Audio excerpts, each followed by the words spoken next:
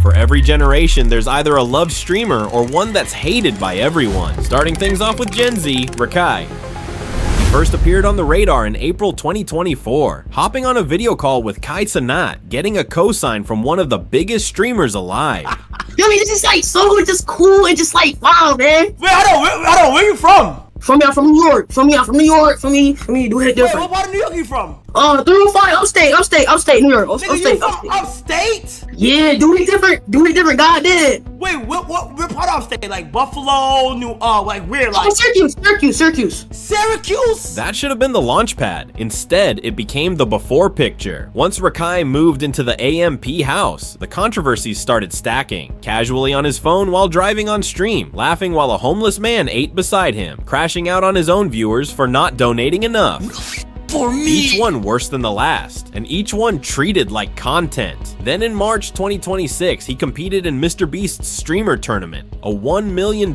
challenge, and somehow made that about drama too, getting confrontational with other creators on camera when he should have been focused on the competition. Whoa. Chill.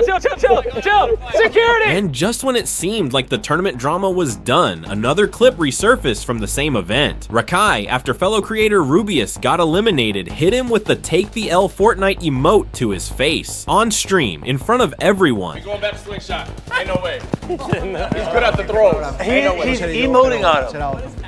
A toda mi comunidad. Justice. Cállate niño, anda, cállate niño. En fin, chicos, ha sido imposible, llevamos aquí 2 horas tirando.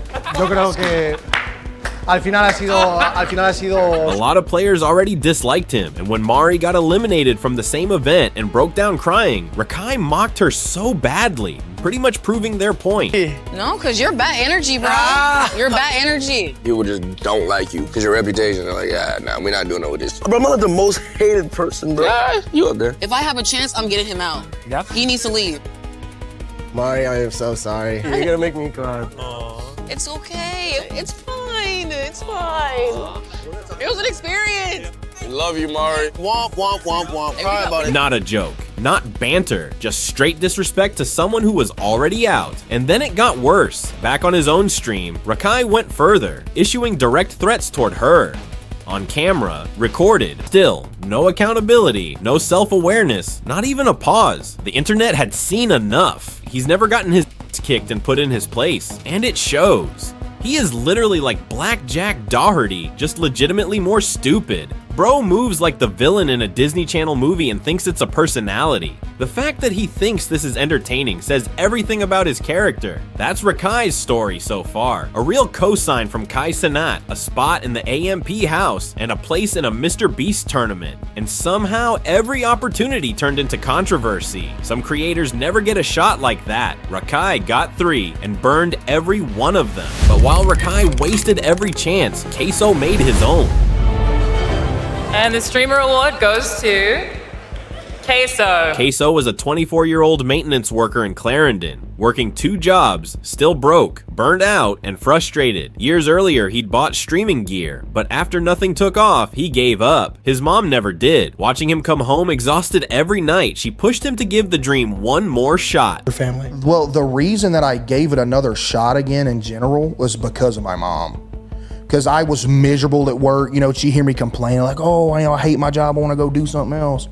And then she told me that week, the reason I even, like you could pretty much attribute it to her, because the reason I even tried it again was because that weekend, she said, why don't you give streaming another try, just upload some clips, you're funny, see what happens. A couple days before he started streaming, his debit card had been declined at a Family Dollar. A reminder of exactly why something needed to change. I was working 2 jobs at the time I was streaming. And right, like a couple days before I started streaming, my card got declined at the dollar store because of the 2K builds. You know, I own everything I love. I went to the dollar store, the Family Dollar. I bought 2 bowls of noodles and a can of Pringles. Tried to swipe the card, it got declined. I just ran out the store on them, bro. He didn't have what most top streamers had back then. Just a PC, mic, terrible internet, and a mobile hotspot. But he did have his mom, the same person who'd been watching him play video games every night since he was a kid, long before Twitch even existed. And me growing up, like I'd be playing Call of Duty, she'd come and lay in my bed with me when I was a kid, watch me play Call of Duty for an hour before she went to sleep. You know, she always watched me, like playing baseball at every game. Before he even started streaming, he posted 3 TikToks of him playing 2K. went to sleep, woke up to 15,000 new followers. I uploaded 3 TikToks that night when I went to sleep of me playing 2K. Woke up the next day with like 15,000 followers. That momentum gave him the confidence to start streaming for real, and slowly it began working. He posted 6 TikToks a day. More people started finding him, and people genuinely liked what he was doing. You absolute losers that keep grabbing me! I got a message for you! I'm gonna eat every single one of you! You're a loser! Yo, join the club of Banana Guard and Morty! You suck at life! This is my lobby! It always has been my lobby! I am the chosen one! And he kept going viral, with more and more people starting to recognize him, so CaseOh had to make a decision, quit his job and fully commit to streaming. I told my stream, I said, if y'all get me to 5,000 subscribers on Twitch, I'll call in and tell them I'm done. And I remember the night we hit 5,000. I was like, all right, tomorrow I'm gonna call my boss. Within 9 months, he had 1 million TikTok followers. Within a year and a half, 1 million on Twitch. 4 months after that, 4 million. And by the end of 2024, he was standing on the stage at the Game Awards, winning Content Creator of the Year. And the Game Award goes to CaseOh! Congratulations. And the wins didn't stop. At the Streamer Awards 2025, he took home Gamer of the Year. And the Streamer Award goes to CaseOh. What's good, y'all? It's the 2024 Gamer of the Year award winner here.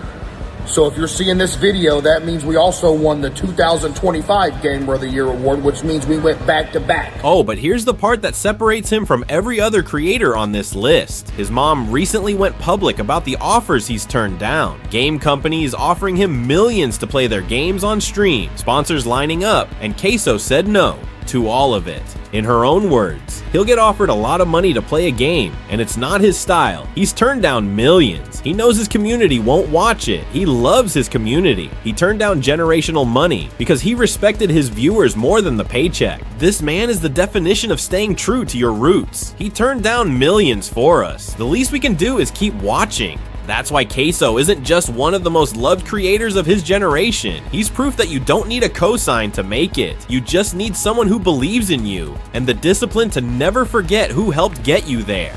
Moving into the Millennials, Ninja did the exact opposite. Originally one of the top streamers on Twitch, Ninja dominated the platform during the Fortnite era with record-breaking streams and unmatched gameplay. Oh my god, dude! Oh man! For a moment, it felt like Ninja wasn't just a streamer anymore. He was the symbol of gaming going mainstream, but that was also where the backlash began. I don't play with girl streamers, man. Listen, I'm gonna be honest. I'm gonna give you guys a little bit of a life lesson, man, on what would happen. This is exactly what happened. I play with another girl streamer, right? A joke would be made, a giggle would happen, right? And then this is the YouTube video. Ready?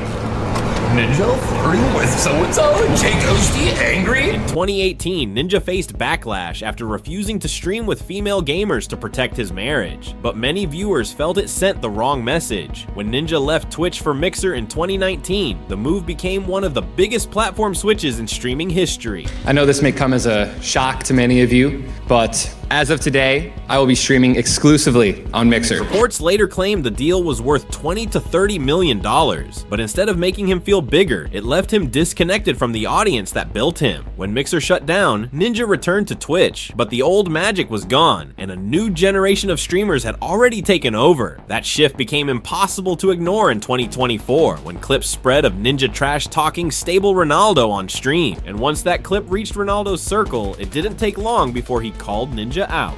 Correct me if I'm wrong, you blue-haired but I'm 90% sure the word fell off was created after your fucking career, if I'm not mistaken. I actually genuinely believe people started using that terminology when you stopped fucking streaming. Ninja later apologized, blaming the moment partly on alcohol, but by then, the internet had already turned it into another example of Ninja struggling to accept the new era. Roasting Ronaldo yesterday, bro. Like, first off, I've watched his streams all the time. Like, I was 100% just fucking around with him. I was obviously a little tippy canoe, might have taken it a little too far, but I've been watching watching Ronaldo streams for years. But the real hate came when Cenat broke a major North American Twitch viewership record during his Kevin Hart and Drusky stream, passing Ninja's famous Drake stream. Instead of letting Kai have the moment, Ninja brought up another streamer's record neither had broken, and to fans, it felt like jealousy. I mean, I've been live for 8 minutes. I've had hundreds of people tell me my record's been broken, right guys? As of October 2023, first off, again, congratulations to Kai for beating my record. My record was like, what, 640? Something like that. As of October 2023, Twitch streamer Ibai Llanos, also known as Ibai, holds the record for most concurrent viewers on a Twitch stream with 3.44 million. Almost there, guys. We both just have to get 3.5 million viewers. No record got broken last night, except for mine. And that's awesome, dude. I played fucking Fortnite in 2024. With Kai already live, it didn't take long before he responded. Here's the thing with Ninja, bro. If you guys go back to the clips of every time where I broke a record or every time where I passed quote-unquote Ninja, he's always backhanded complimenting me, bro. He's always like, congrats to him, but this happened. Even with the subathon, I did all that just by playing a game, which you did, and that's congratulations. Like, it's crazy to me because like I looked up to Ninja, bro. So every time when like the nigga congratulate me, you don't gotta say, yeah, broke my record. But even after that, Ninja continued to downplay the significance of Kai's record. Tim the Tap Man and his Fall Guys thing where, he was getting like hundreds of thousands of viewers because he couldn't get his first Fall Guys win. It's one of those things where it's like, dude, Kai's pulling anywhere from 250,000 to plus viewers. And eventually, Kai had enough. Were you dying on purpose to keep the stream going? What's I fucking dying on purpose? What you dying on purpose? Hey, with the big camera. Put the big camera right here. Hey, Ninja. Fuck you, Ninja. You talking about if I'm dying on purpose and shit. You think I want to be playing Minecraft for 5 days? You gonna get on your ass too, Ninja. Every fucking thing I do, you riding.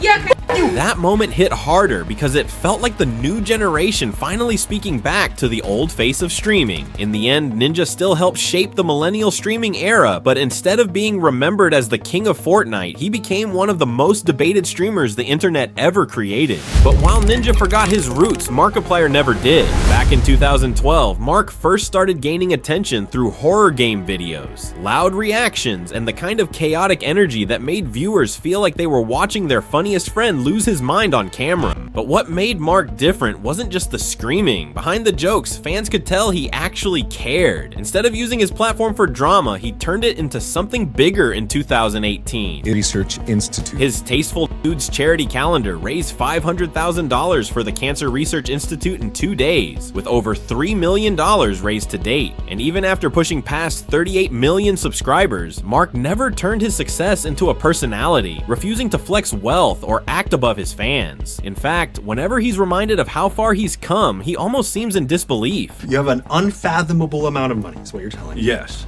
You don't hear many people openly say that, you know? It's true. People know how many views I get. My channel has had 17 billion views. 17 billion 17 views. billion views in my channel. That's insane. Yes! That's what I'm saying! That's unfathomable. Like, I absolutely unfathomable. I know! Especially when you get $1 per view. Exactly! And he never missed a chance to show that appreciation back, even breaking down in one emotional video while thanking his audience for standing by him through every chapter of his journey. And I never given it in my life. That moment showed fans exactly why they connected with Markiplier. He never forgot the people who helped him get there, and that trust only grew stronger when fans realized he had called out Honey long before the sponsor scandal exploded online. I got money coming from! While other creators promoted it, Mark warned people instead, and when the truth came out years later, fans realized he may have saved them from something he never trusted. I just could have imagined! While many creators from his era burned out or got exposed, Mark kept evolving. He became a filmmaker, built bigger projects, and still streams and uploads videos to YouTube today. He was loved because even at the top, he still felt human. Moving into Gen X, Dr. Disrespect did the opposite. Back in June 2020, one of the biggest faces on Twitch suddenly left viewers in disbelief after being banned from the platform with no clear explanation. I appreciate everyone watching today. In the backyard, who is going to be looking? We'll get through this Champions Clip. I know it's a tough. Life's weird right now. Doc quickly made his way over to YouTube, but when pressed by fans about what really happened, his response only added to the confusion. Why did you get banned? We still have no idea. Yeah, right, dude. Yeah, I'm not buying that one. Bunch of phonies. We have no idea. And I'm going to tell you this right now. As far as I'm concerned, we didn't do anything to warrant a ban, let alone how they went about banning us. That uncertainty lingered for years until June 2024, when former Twitch employee Cody Connors posted the alleged reason behind Doc's ban. He got banned because he got caught sexting a in the then existing Twitch Whispers product. He was trying to meet up with her at TwitchCon. Case closed, gang. With the allegations out in the open, horrified fans began ripping him apart, though some weren't buying it and demanded proof. Doc didn't stay silent for long, firing back in a tweet. Seriously, I get it. It's a hot topic, but this has been settled. No wrongdoing was acknowledged, and they paid out the whole contract. But that response didn't hold for long. Just 3 days later, he dropped a shocking statement. Now that 2 former Twitch employees have publicly disclosed the accusations, I can now tell you my side of the story regarding the ban. Were there Twitch Whisper messages with an individual minor back in 2017? The answer is yes. The admission triggered widespread backlash across the internet, even getting Penguin Zero to call him out. An adult communicating inappropriately with is bad, full stop. It's inexcusable. No matter how you spin it, that is a horrible... And the consequences kept piling up. Midnight Society, his co-founded gaming company, publicly cut ties with him before YouTube eventually demonetized his channel. In September 2024, Doc tried to defend himself during a return stream. I'll say it again. Neither I nor the Twitch user exchanged any graphic messages or images. Cody Connors and these other anonymous sources are trying to paint a picture that I was exchanging explicit messages and photos with this Twitch user. That never happened. I even used the word inappropriate purposely. And look at how it was defined by everyone, champs. But seeing as his YouTube return made him look more defiant than remorseful, Doc eventually took his comeback to Rumble, joining its gaming division.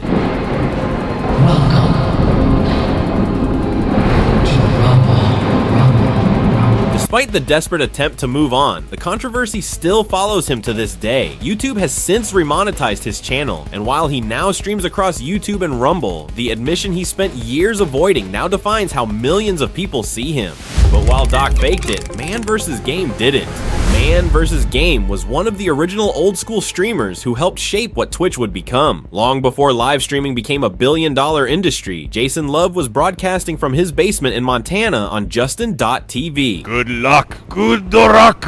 Welcome everybody. I can't believe there's already 1,000 people in here to watch me play this game. Even there's like 18,000 of these. Let's pillage this corpse.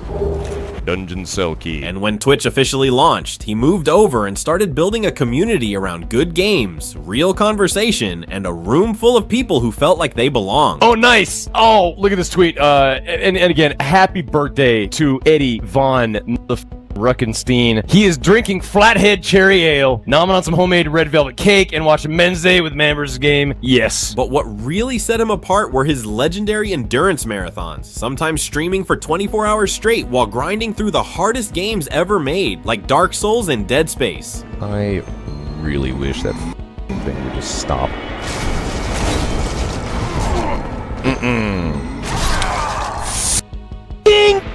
Bullshit. Getting attacked from all sides by these skags. What is he doing? What was that? This is silly. Goodbye. Bye there.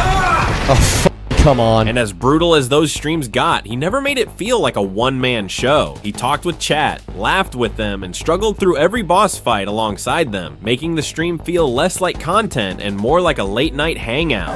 Orange Jesus, welcome to mankind. Come on in. We're gonna be playing some Bloodborne. Oh God! The cleric beast. First boss, get tall. Oh God! Hit him with the horn. Wow! Okay. Now, I'm in the old, the Molotov, yep. Hit him! Ho-ho! You don't like that sh**. Chop him down, mother. What the f***'s going on? Hey! No. Oh! Welcome to the Slam Jam. All right. During his prime, MANvsGAME was one of the most successful streamers on Twitch, actively showing up at TwitchCon events where fans couldn't get enough of him. But after years at the top, he suddenly disappeared, leaving fans wondering where he went. When he finally returned to streaming in 2019, he opened up about everything he'd been going through. Internet-wise, what happened? I started losing my mind about 5 years ago. Some fairly traumatic events happened, and I have been struggling mentally ever since, and it's getting worse. I hate my streams most of all. That's really what I want to say. I have not been proud of my streams for years. I joke all the time about phoning it in, and it's funny because it's true. That's why I'm like asking you guys not to sub, because I have to change my approach. He spoke openly about his depression and mental struggles, and fans could tell he wasn't the same. He looked like someone clearly going through a lot, but even then, he kept showing up, doing his best to be there for the community that had stood by him. Then, on December 21st, 2022, MANvsGAME went live for what would become his final stream. He never streamed again. In the end, MANvsGAME became loved because he represented the heart of early Twitch. No fake flexing, no drama machine, just a creator, a game, and a community that actually felt human. Moving into the boomers, Andy Dick took the opposite path. Andy Dick was a comedian and actor whose career started long before live streaming was even a thing. Andy Dick, I'm pretty certain he crumbles all his cookies in one basket, you know what I mean? He's like a happy little... He was the man we laughed with. And then the man we laughed at. He was many things to many people, but he was always a dick. I always said that if they did one of those true Hollywood thingies about me... For years, he was known in Hollywood for being unpredictable, controversial, and constantly surrounded by public incidents, including a 2018 firing from a film over grouping allegations. There is one guy that has been fired because of his inappropriate sexual behavior, and that is Andy Dick. And a 2019 arrest for sexual battery against an Uber driver. Comedian Andy Dick has been charged with being a rideshare driver. LA County prosecutors say he faces a charge of misdemeanor sexual battery. But when the live stream era arrived, that chaos didn't disappear. It just found a new camera. At some point this year, I will measure it on camera with my face. In January 2018, Andy was permanently banned from Twitch after appearing on a stream and using illegal substances on camera, becoming one of the first celebrities to get hit with a Twitch ban over an on-air meltdown. Me. That ain't me. Yeah, I'm a clown. Then in May 2022, things hit rock bottom. While staying with a group living in RVs and live streaming their lives at an Orange County campground, Andy Dick was arrested on suspicion of felony battery after an adult man accused him of assault. The arrest itself was captured on live stream.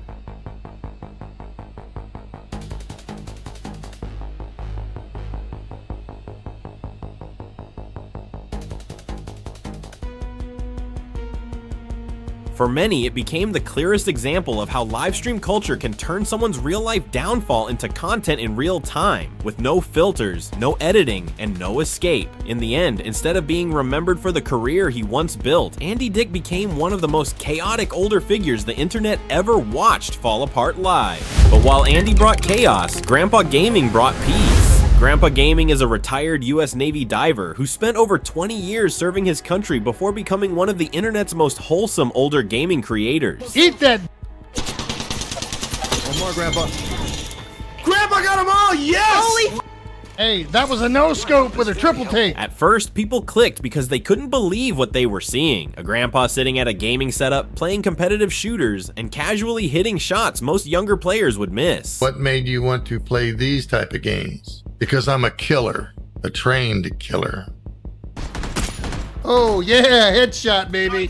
Headshot. Boom.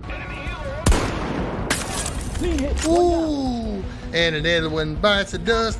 But the more people watched, the more they realized fans didn't just love him because he was older. It was because he was genuinely good, and he made gaming feel timeless. There's times that I put 100 hours a week into this, or possibly more. I've done a 38-hour stream, many 24-hour streams. You know, I'll just get into it, and it seems like it never ends. Oh!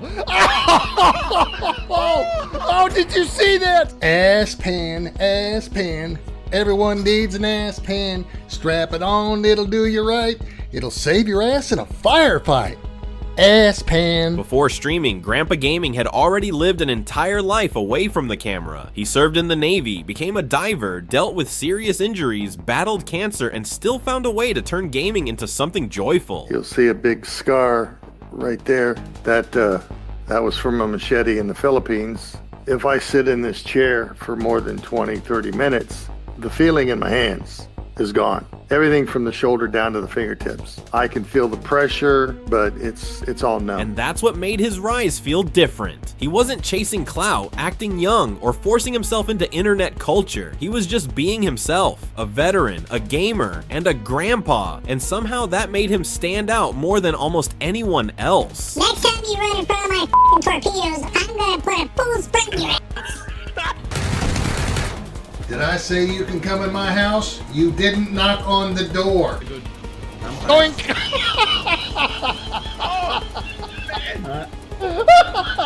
I did it! I did it! For Gramps, streaming gave him escape, purpose, and most importantly, people. Oh, right in the head! Did you see that? Well, he's looking at... Oh! Gramps was always happy to have people around, helping whenever he could. In one memorable moment, he and his team worked together to help an 8-year-old earn his very first Apex Legends victory. Oh my god. Good game. This is a YouTube GG, guys. And it's heartfelt moments like these that have earned Gramps the respect and admiration of his viewers. One young man said that his parents thought that what he was doing was a waste of time. And I said, well, don't listen to that. Those are naysayers. About 2 weeks later, he came back and thanked me because now his parents are behind him 100% because he actually showed his parents clips of what I did and they just jumped on the bandwagon and now he's happy as can be. And that's where his community became special. Even though he loved talking smack and joking with younger players, his stream was never a free-for-all. GrndpaGaming built strict rules around his community. In the stream itself, there's no politics, no racism, no religion at all. We don't talk about it. And that's because bitter wars have been started over race, religion, and politics. Those are the rules. Those are the big rules right there. That's why fans didn't just see him as a funny old gamer. They saw him as someone who actually cared about the space he was building, a place where people could laugh, ask for advice, and feel welcome. A successful stream would be any stream to where we had a lot of laughs, interaction with the chat where they're asking for advice and I would give them advice. That love only grew stronger as fans watched him encourage younger players and show older generations that gaming could be connection, healing, and a way to keep going when life gets heavy. It's not just about gaming, it's about influencing people, giving them good advice, even showing the older generation that you can still have fun, a golden age or silver age, and cope with life. That's what we're all about. In the end, GrndpaGaming didn't become loved because he followed streaming trends. He became loved because he broke the stereotype completely, showing millions of people that you don't age out of gaming. You just keep playing. Everyone's gonna die sometime. Whether I die today or next year or 50 years from now, it doesn't matter to me. It doesn't scare me in the least. I'm gonna do what I'm gonna do, and nothing's gonna hold me back. The platforms change, the eras change, but the line between loved and hated stays the same. Subscribe if you're new, drop a like and a comment, and we'll see you in the next one.